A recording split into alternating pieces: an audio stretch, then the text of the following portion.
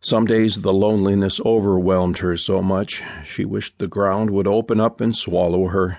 Then at least she could be with Jeremiah again. "Why did you leave me?" "I'm sorry, dear. Did you say something?" Virginia looked at her quizzically. "No," Lizzie shook her head. "I was just mumbling to myself." "I can tell you're nervous about meeting your young man." Virginia smiled knowingly, yet Lizzie knew the woman had no idea of the turmoil running through her. "Make sure you inquire in the depot or the mercantile, and I'm sure someone can help you to locate your lawman. No doubt he's on duty keeping the town safe." She smiled. "My daughter Cecilia said the lawmen in this town do a wonderful job in upholding the law." "That is good to know. Thank you again." Wanting to end their conversation before Virginia got carried away again, Lizzie walked toward their luggage and retrieved her floral valise, along with the leather trunk that had belonged to her husband. She couldn't bring herself to part with his few belongings. Sometimes at night she pulled out one of his shirts and inhaled the fragrance, laying her head against the fabric just to feel close to him again. Her favorite smell was when Jeremiah smelled woodsy from a fire burning, oak or pine. Lizzie instinctively inhaled deep, to no avail. Her memories of the scene long since faded. She didn't have any clothes that smelled like her husband in winter, since it was summer. The thought of never smelling that scent again saddened her. Coming to America was supposed to be an exciting adventure for them.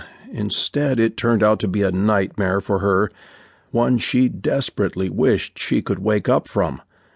It was Jeremiah's dream to make a way in the new country, a land of prosperity, as he called it. Since he didn't live long enough to even stand on this country's soil, Lizzie planned to fulfill their dream, and one day, when she got to heaven, they could exchange stories about the adventures they both had encountered during their time apart. Lizzie spotted the sign for the jail. Taking a deep breath, she squared her shoulders and headed across the street. She was a survivor, a strong woman, as her husband had told her on numerous occasions. He'd also told her she was stubborn. Today she had to agree. She was too stubborn to give up. No matter how much she detested the thought of marrying another man, she'd do it, and she'd be the best helpmate that she could be for him, in exchange for him providing for her needs. The bell above the door rang when she entered. A lean man with blond hair looked up. He didn't fit the description of the man who had placed the ad for a mail-order wife. "Excuse me," she moistened her lips. Slightly embarrassed, she swallowed hard, trying to rummage the strength to continue. "Do you know where I might find the marshal?" He chuckled. "Sure you don't mean Marshall? Lots of people get his name confused, especially since he's the sheriff." "Oh," she blinked, looked away, and then back at him.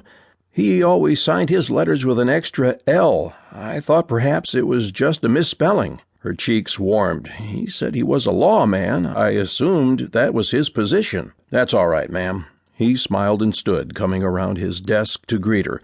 "Why don't you set your luggage down and have a seat?" She set them against the wall near the door so that they would be out of the way. He pulled up a chair for her to sit, facing his desk. Then he went back and took a seat. "I'm Deputy Chase. Perhaps I can help you since Marshall is out of town right now."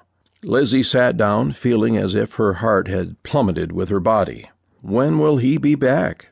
Deputy Chase shrugged. "Don't know. Could be a couple weeks." What? Had she heard him right? Where am I supposed to stay in the meantime? "You could always stay at the inn," Deputy Chase said.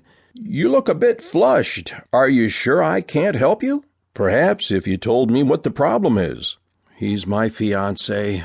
Her voice sounded flat and lifeless, much like she felt inside. Marshall was her last hope. "He's your what?" Deputy Chase blinked several times, leaning his forearms against his desk. "You must be confused." "We're supposed to get married." Lizzie pulled out the stack of letters from her drawstring purse.